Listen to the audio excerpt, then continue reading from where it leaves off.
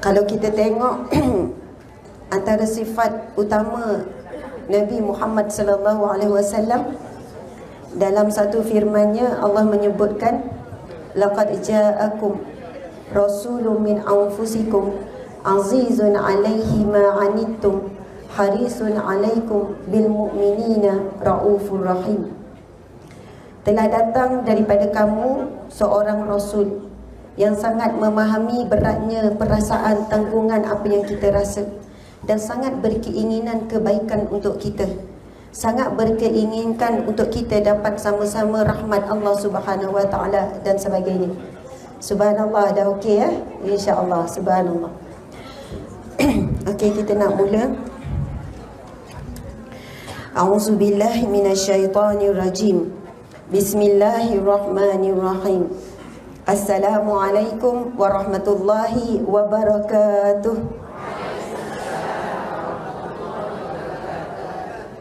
Alhamdulillah, terlebih dahulu saya mengucapkan jutaan terima kasih kepada Fadilatul Ustaz Marzuki bin Ahmad. Fadilatul Ustaz Marzuki bin Ahmad selaku mudir bagi Madrasah Darul Quran dan Tarbiyah Al-Irfan. Subhanallah. Begitu juga kepada isteri beliau, mudirah saya kira. Kemudian saya dapat jumpa juga dengan ibu beliau, Masya Allah, dan seluruh ahli keluarganya. Moga dirahmati Allah Subhanahu wa taala di atas mengasaskan, menganjurkan majlis kita pada hari ini.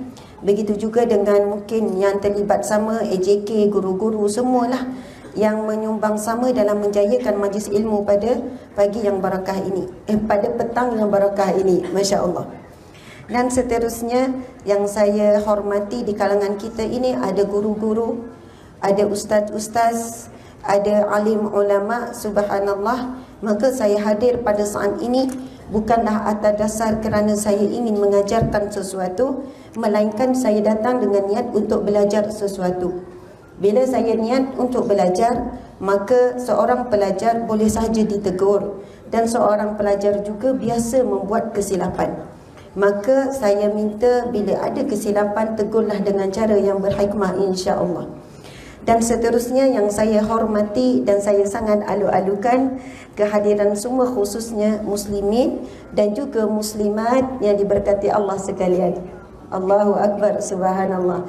Jadi permulaannya saya nak tanya, apa khabar semua? Baik, Masya Allah. Ini Sungai Petani kan? Sungai Petani, Kedah Darul Aman, Malaysia. Subhanallah.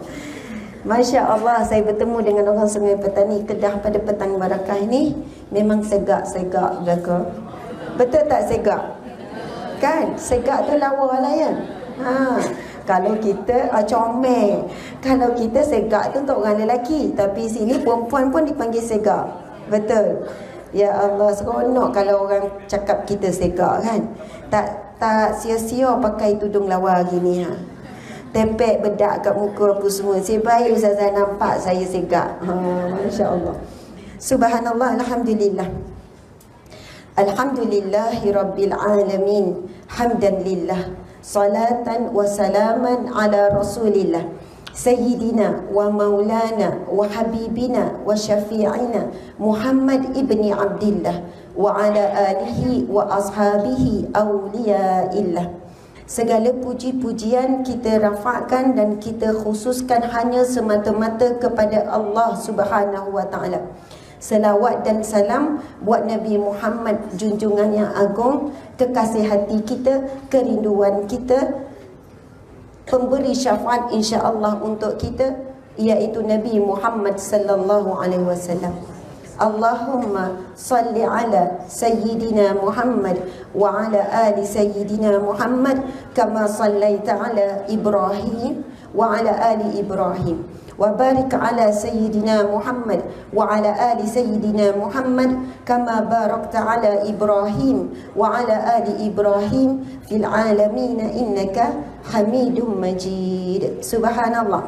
Para muslimat yang saya kasihi sekalian, petang yang barakah ini, Allah ya Jami', yang maha mengumpulkan, Maka Allah ya Qadir ya Muqtadir, yang maha berkehendakkan sesuatu, Allah lah yang berkehendakkan kita pada petang yang barakah ini dikumpulkan di tempat yang barakah ini. Maka subhanallah, Allah sedang memuliakan kita dengan perkumpulan dan kehadiran kita pada saat ini. Kerana bukan semua orang yang hadir di majlis ilmu Allah pada petang yang barakah ini, bahkan mungkin ada yang ingin hadir tapi berhalangan untuk hadir. Dan mungkin ada yang tak niat pun hadir, tahu-tahu dia hadir. Orang ajak, orang pujuk datang dan sebagainya. Tetapi hakikatnya Allah ya Qahar, ya Jabbar, yang maha memaksa. Apabila Allah nak berikan sesuatu kebaikan kepada seorang hambanya, lalu Allah akan permudahkan jalan dia untuk menuju ke majlis ilmu. Sebagaimana hadis Nabi SAW, "Man yuridillahu bihi khairan yufaqihu fiddin." Barang siapa yang Allah ingin berikan dia kebaikan, dan kebaikan daripada sisi Allah merupakan redha Allah, rahmat Allah, dan kebaikan yang paling utama adalah syurga Allah Subhanahu wa taala. Allah berikan dia yufaqihu fiddin, kefahaman dalam agama. Jadi kefahaman tidak akan diperolehi melainkan melalui jalan ilmu. Dan jalan ilmu itu mesti ada gurunya, subhanallah. Dan guru itu mesti bertempat di majlis ilmu, subhanallah.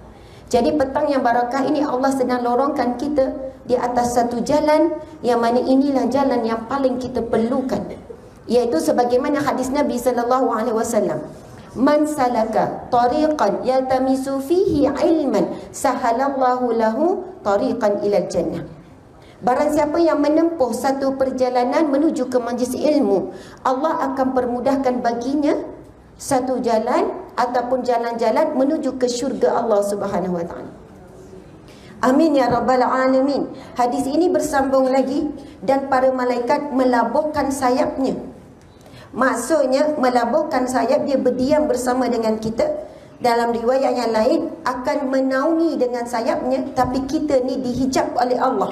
Sekiranya kita nampaklah dengan pandangan mata kasar kita, akan kelihatan sayap para malaikat menaungi kita, disebabkan sukacita dan gembiranya dia dan cintanya para malaikat kepada para penuntut ilmu Allah Subhanahu wa taala. Allahu akbar. Kita memang rasa macam kita datang atas ikhtiar kita, jalan kaki, bawa kereta dan sebagainya. Tetapi hakikatnya yang menyusun semuanya itu adalah Allah ya barik, Allah yang maha mengaturkan.